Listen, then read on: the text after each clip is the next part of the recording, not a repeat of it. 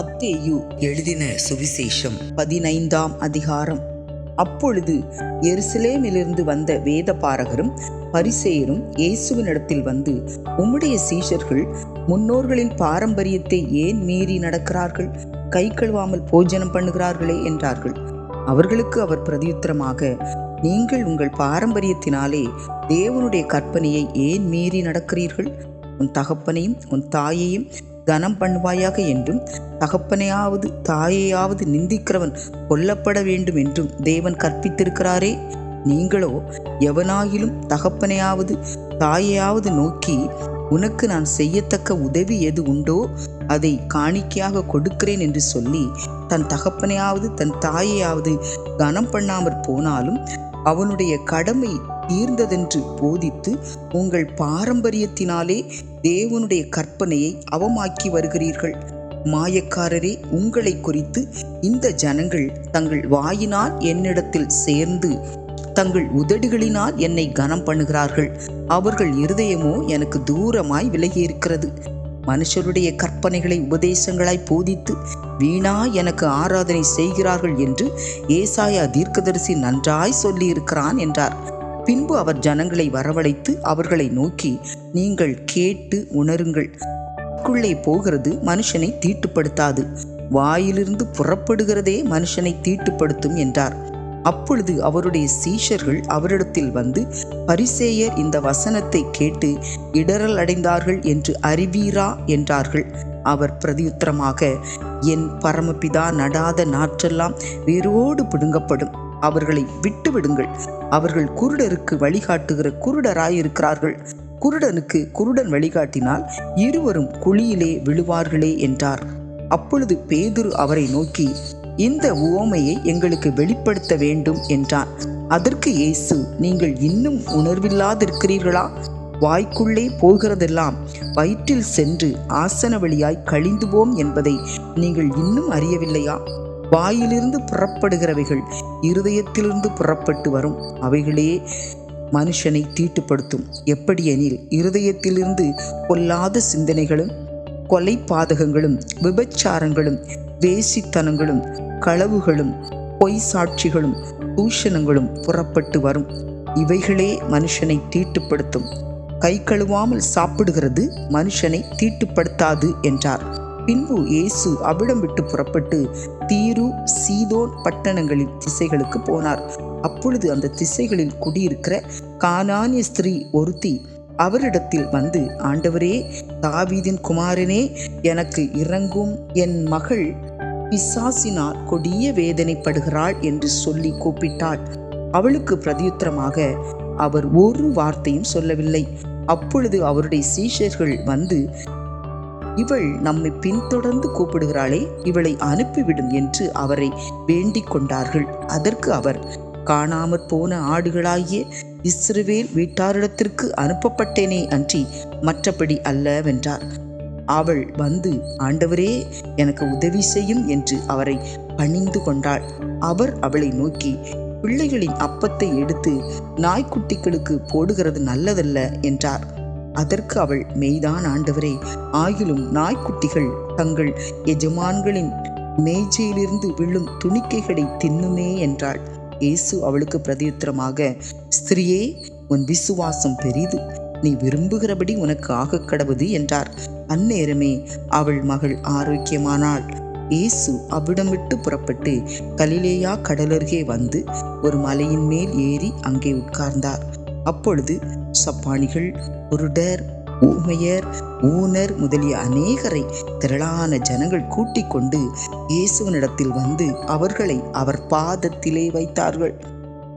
அவர்களை அவர் சொஸ்தப்படுத்தினார். ஊமையர் பேசுகிறதையும், ஊனர் சுஸ்தமடைகிறதையும், சப்பானிகள் நடக்கிறதையும், குருடர் பார்க்கிறதையும் ஜனங்கள் கண்டு ஆச்சரியப்பட்டு இஸ்ரவேலின் தேவனை மகிமைப்படுத்தினார்கள். பின்பு இயேசு தம்முடைய சீஷர்களை அழைத்து, ஜனங்களுக்காக பரிதபிக்கிறேன். இவர்கள் என்னிடத்தில் 3 நாள் தங்கியிருந்து சாப்பிட ஒன்றுமில்லாதிருக்கிறார்கள். இவர்களை பட்டினியாய் அனுப்பிவிட எனக்கு மனதில்லை. வழியில் சோர்ந்து போவார்களே என்றார். அதற்கு அவருடைய சீஷர்கள், இவ்வளவு திரளான ஜனங்களுக்கு திருப்தி உண்டாகும்படி வேண்டிய அப்பங்கள் இந்த வனாந்திரத்திலே நமக்கு எப்படி அகப்படும் என்றார்கள். அதற்கு இயேசு, உங்களிடத்தில் எத்தனை அப்பங்கள் உண்டு என்று கேட்டார். அவர்கள் 7 அப்பங்களும் சில சிறு மீன்களும் உண்டு என்றார்கள். அப்பொழுது அவர் ஜனங்களை தரையில் பந்தியிருக்க கட்டளையிட்டு அந்த 7 அப்பங்களையும் அந்த மீன்களையும் எடுத்து ஸ்தோத்திரம் பண்ணி பிட்டு தம்முடைய சீஷர்களிடத்தில் கொடுத்தார். சீஷர்கள் ஜனங்களுக்கு பரிமாறினார்கள். எல்லாரும் சாப்பிட்டு திருப்தி அடைந்தார்கள். மீதியான துணிக்கைகளை 7 கூடை நிறைய எடுத்தார்கள். ஸ்திரீகளும் பிள்ளைகளும் தவிர சாப்பிட்ட புருஷர் 4000 பேராய் இருந்தார்கள். அவர் ஜனங்களை அனுப்பிவிட்டு படவில் ஏறி மக்தலாவின் எல்லைகளில் வந்தார்.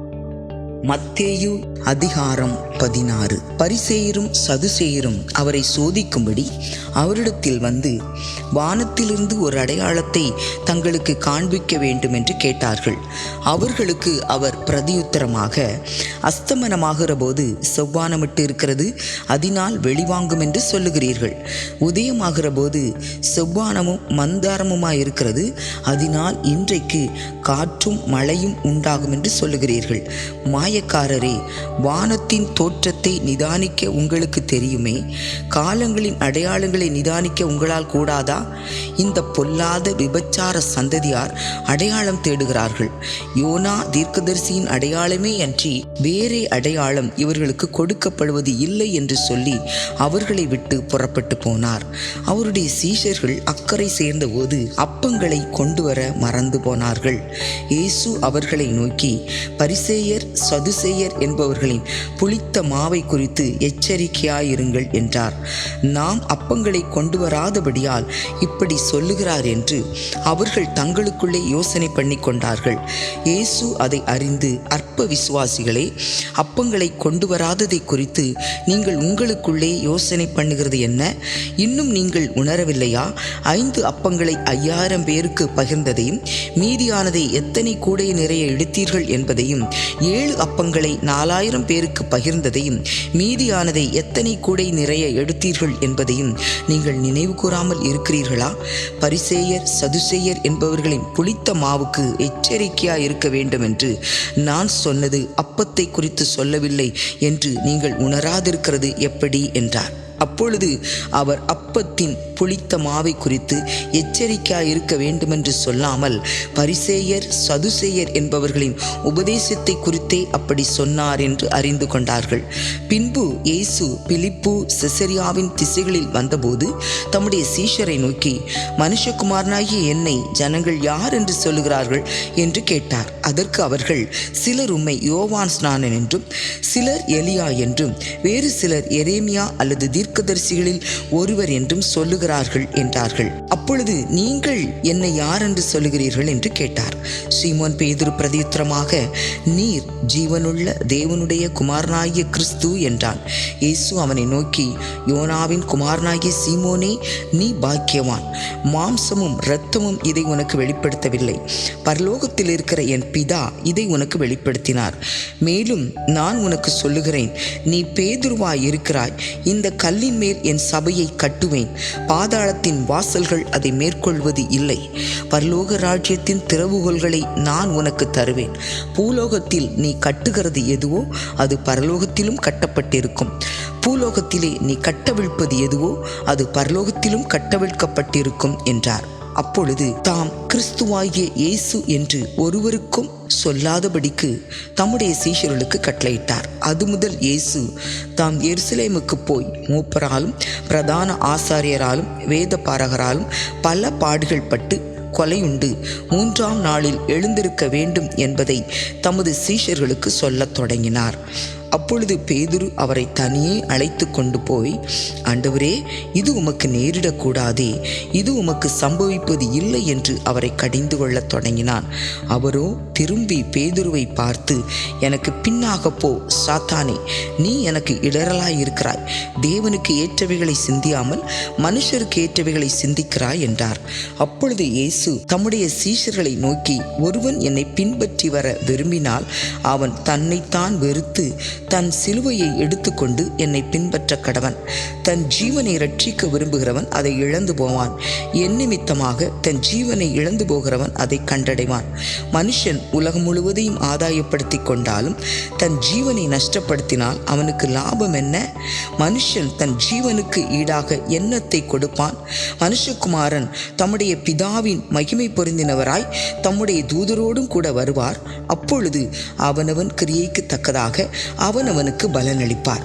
இங்கே நிற்கிறவர்களில் சிலர் மனுஷகுமாரன் தம்முடைய ராஜ்யத்துக்கு வருவதை காணும் முன் மரணத்தை ருசி பார்ப்பது இல்லை என்று மெய்யாகவே உங்களுக்கு சொல்லுகிறேன் என்றார். மத்தேயு அதிகாரம் 17.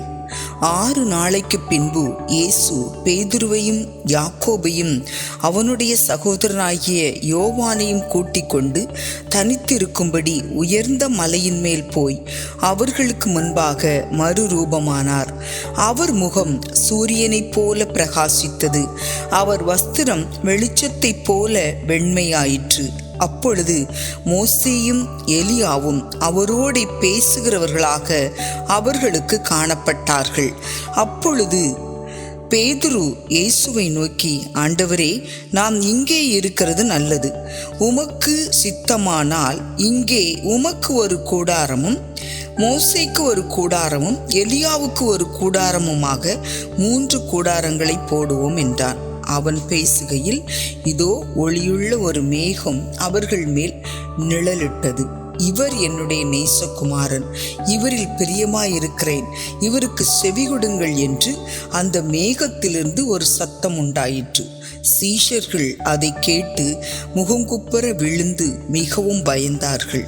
அப்பொழுது இயேசு வந்து அவர்களை தொட்டு, எழுந்திருங்கள், பயப்படாதேயுங்கள் என்றார்.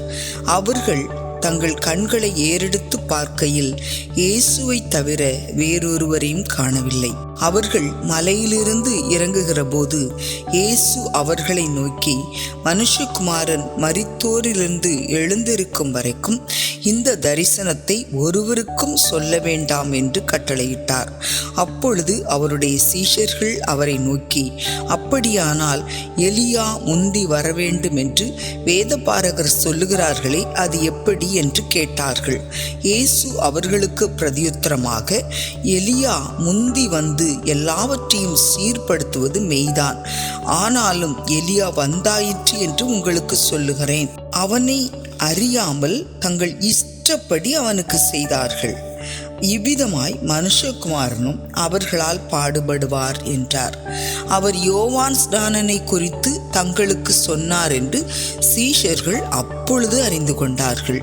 அவர்கள் ஜனங்களிடத்தில் வந்தபோது ஒரு மனுஷன் அவரிடத்தில் வந்து அவர் முன்பாக முழங்கால் படியிட்டு, ஆண்டவரே, என் மகனுக்கு இரங்கும், அவன் சந்திரரோகியாய் கொடிய வேதனைப்படுகிறான், அடிக்கடி தீயிலும் அடிக்கடி ஜலத்திலும் விழுகிறான். அவனை உம்முடைய சீஷர்களிடத்தில் கொண்டு வந்தேன், அவனை சொஸ்தமாக்க அவர்களால் கூடாமற் போயிற்று என்றான். இயேசு பிரதியுத்தரமாக, விசுவாசமில்லாத மாறுபாடுள்ள சந்ததியே, எதுவரைக்கும் நான் உங்களோடு இருப்பேன்? எதுவரைக்கும் உங்களிடத்திலே பொறுமையாயிருப்பேன்? அவனை என்னிடத்தில் கொண்டு வாருங்கள் என்றார். இயேசு பிசாசை அதட்டினார். உடனே அது அவனை விட்டு புறப்பட்டது. அந்நேரமே அந்த இளைஞன் சொஸ்தமானான். அப்பொழுது சீஷர்கள் இயேசுவினிடத்தில் தனித்து வந்து, அதை துரத்திவிட எங்களால் ஏன் கூடாமற் போயிற்று என்று கேட்டார்கள். அதற்கு இயேசு, உங்கள் அவிசுவாசத்தினாலே தான். கடுகு விதையளவு விசுவாசம் உங்களுக்கு இருந்தால் நீங்கள் இந்த மலையை பார்த்து, இவ்விடம் விட்டு அப்புறம் போ என்று சொல்ல அது அப்புறம் போம். உங்களால் கூடாத காரியம் ஒன்றுமிராது என்று மெய்யாகவே உங்களுக்கு சொல்லுகிறேன். இந்த ஜாதி பிசாசு ஜெபத்தினாலும் உபவாசத்தினாலுமே அன்றி மற்றெவ்விதத்தினாலும் புறப்பட்டு போகாது என்றார். அவர்கள் கலிலேயாவிலே சஞ்சரிக்கும் போது இயேசு அவர்களை நோக்கி, மனுஷகுமாரன் மனுஷர் கைகளில் ஒப்பு கொடுக்கப்படுவார், அவர்கள் அவரை கொலை செய்வார்கள், ஆகிலும் 3ஆம் நாளிலே உயிர்த்தெழுந்திருப்பார் என்றார். அவர்கள் மிகுந்த துக்கமடைந்தார்கள். அவர்கள் கப்பர்நகூமில் வந்தபோது வரிப்பணம் வாங்குகிறவர்கள் அவர்கள் பேதுருவினிடத்தில் வந்து, உங்கள் போதகர் வரிப்பணம் செலுத்துகிறது இல்லையா என்று கேட்டார்கள். செலுத்துகிறார் என்றான். அவன் வீட்டிற்குள் வந்தபோது அவன் பேசுகிறதற்கு முன்னமே இயேசு அவனை நோக்கி, சீமோனே, உனக்கு எப்படி தோன்றுகிறது? பூமியின் ராஜாக்கள் தீர்வையையும் தங்கள் பிள்ளைகளிடத்திலோ அந்நியரிடத்திலோ யாரிடத்தில் வாங்குகிறார்கள் என்று கேட்டார். அதற்கு பேதுரு, அந்நியரிடத்தில் வாங்குகிறார்கள் என்றார். இயேசு அவனை நோக்கி, அப்படியானால் பிள்ளைகள் அதை செலுத்த வேண்டுவதில்லையே? ஆகிலும் நாம் அவர்களுக்கு இடரலாயிராதபடிக்கு நீ கடலுக்கு போய் தூண்டில் போட்டு முதலாவது அகப்படுகிற மீனை பிடித்து அதன் வாயை திறந்து பார். ஒரு வெள்ளிப்பணத்தை காண்பாய். அதை எடுத்து எனக்காகவும் உனக்காகவும் அவர்களிடத்தில் கொடு என்றார். மத்தேயு அதிகாரம் 18. அவ்வேளையிலே சீஷர்கள் இயேசுவினிடத்தில் வந்து, பரலோக ராஜ்யத்தில் எவன் பெரியவனாய் இருப்பான் என்று கேட்டார்கள். இயேசு ஒரு பிள்ளையை தம்மிடத்தில் அழைத்து அதை அவர்கள் நடுவே நிறுத்தி, நீங்கள் மனம் திரும்பி பிள்ளைகளைப் போல் ஆகாவிட்டால் பரலோக ராஜ்யத்தில் பிரவேசிக்க மாட்டீர்கள் என்று மெய்யாகவே உங்களுக்கு சொல்லுகிறேன். ஆகையால் இந்த பிள்ளையைப் போல தன்னை தாழ்த்துகிறவன் எவனோ அவனே பரலோக ராஜ்யத்தில் பெரியவனாயிருப்பான். இப்படிப்பட்ட ஒரு பிள்ளையை என் நாமத்தின் நிமித்தம் ஏற்றுக்கொள்ளுகிறவன் என்னை ஏற்றுக்கொள்ளுகிறான்.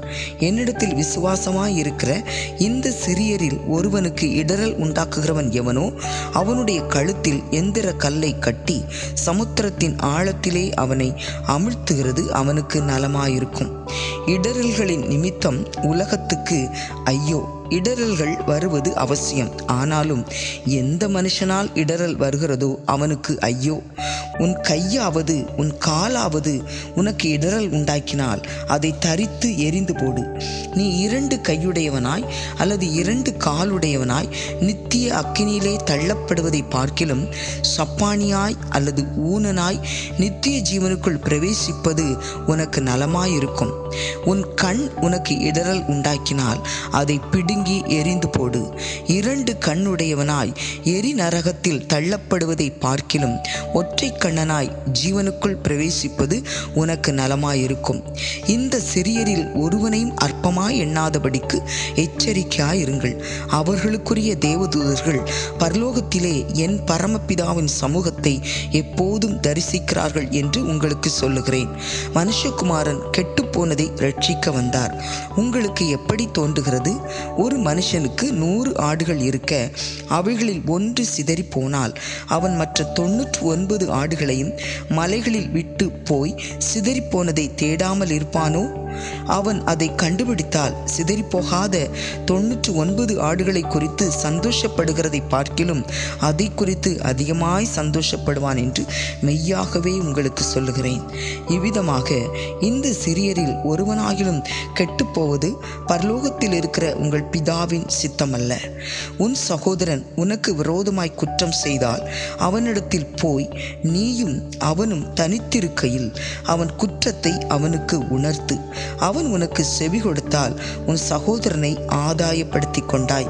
அவன் செவி கொடாமற் போனால் 2-3 சாட்சிகளுடைய வாக்கினாலே சங்கதிகளெல்லாம் நிலைவரப்படும்படி 2 ஒருவரை உன்னுடனே கூட்டிக் கொண்டு போ. அவர்களுக்கும் அவன் செவிகொடாமற் போனால் அதை சபைக்கு தெரியப்படுத்து. சபைக்கும் செவிகொடாதிருப்பானால் அவன் உனக்கு அஞ்ஞானியைப் போலவும் ஆயக்காரனைப் போலவும் இருப்பானாக. பூலோகத்திலே நீங்கள் எவைகளை கட்டுவீர்களோ அவைகள் பரலோகத்தில் கட்டப்பட்டிருக்கும்.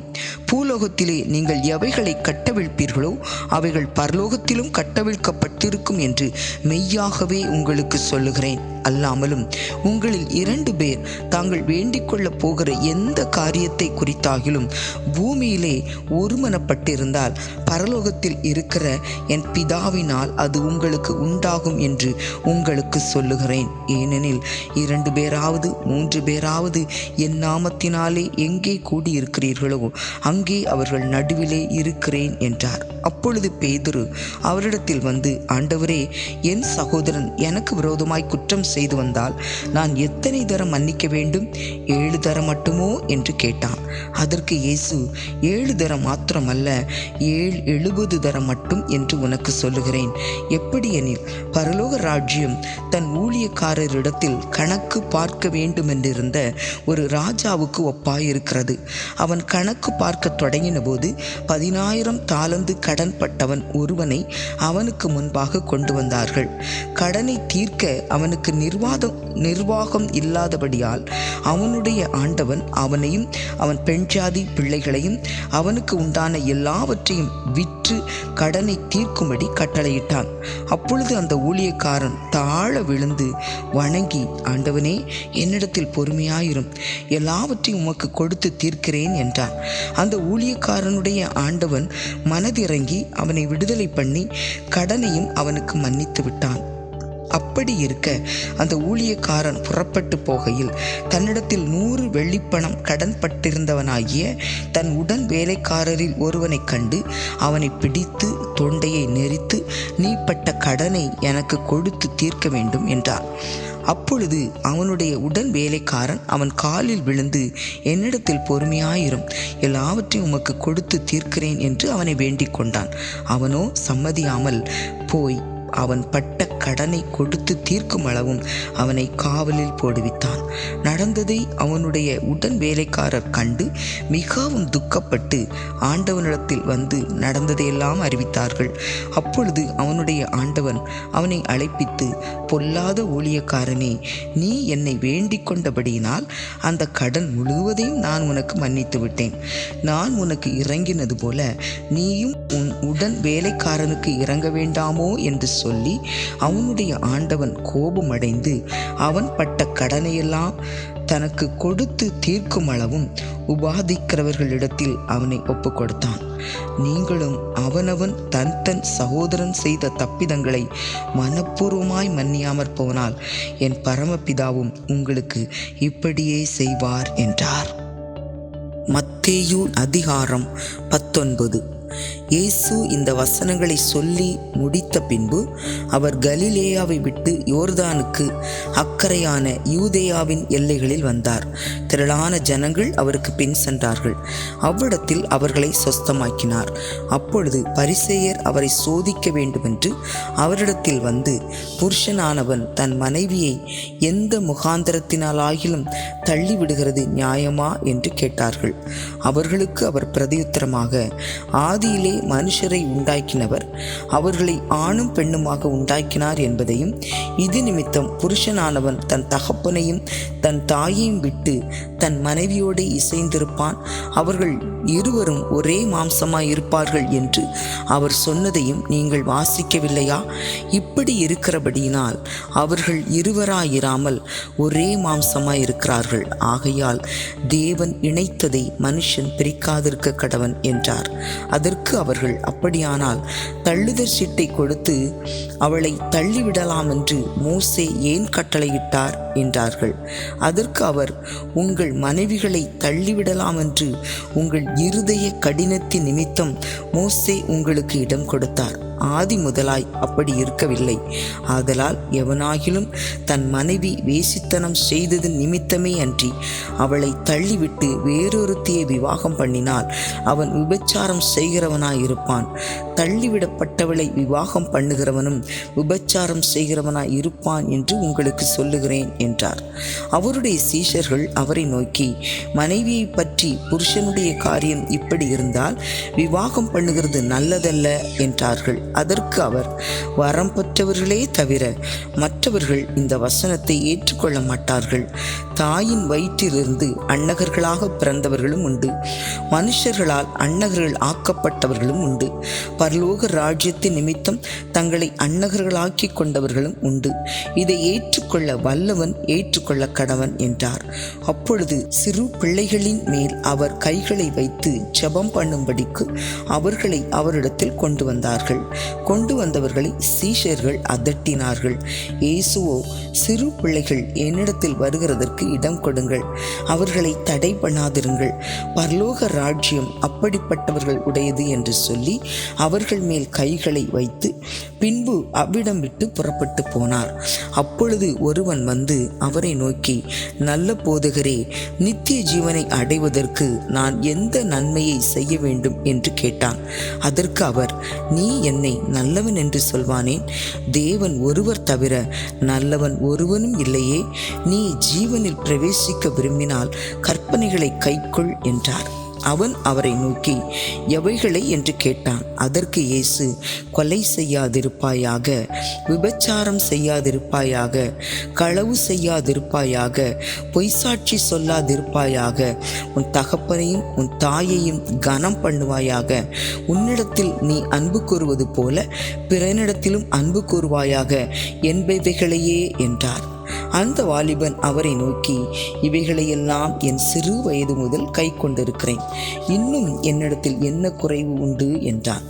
அதற்கு இயேசு, நீ பூரண சற்குணனாய் இருக்க விரும்பினால் போய் உனக்கு உண்டானவைகளை விற்று தரித்திரருக்கு கொடு, அப்பொழுது பரலோகத்தில் உனக்கு பொக்கிஷம் உண்டாயிருக்கும், பின்பு என்னை பின்பற்றி வா என்றார். அந்த வாலிபன் மிகுந்த ஆஸ்தி உள்ளவனாய் இருந்தபடியால் இந்த வார்த்தையை கேட்டபொழுது துக்கமடைந்தவனாய் போய்விட்டான். அப்பொழுது இயேசு தம்முடைய சீஷர்களை நோக்கி, ஐஸ்வர்யவான் பரலோக ராஜ்யத்தில் பிரவேசிப்பது அரிதென்று மெய்யாகவே உங்களுக்கு சொல்லுகிறேன். மேலும் ஐஸ்வர்யவான் தேவனுடைய ராஜ்யத்தில் பிரவேசிப்பதை பார்க்கிலும் ஒட்டகமானது ஊசியின் காதிலே நுழைவது எளிதாயிருக்கும் என்று உங்களுக்கு சொல்லுகிறேன் என்றார். அவருடைய சீஷர்கள் அதை கேட்டு மிகவும் ஆச்சரியப்பட்டு, அப்படியானால் யார் ரட்சிக்கப்படக்கூடும் என்றார்கள்.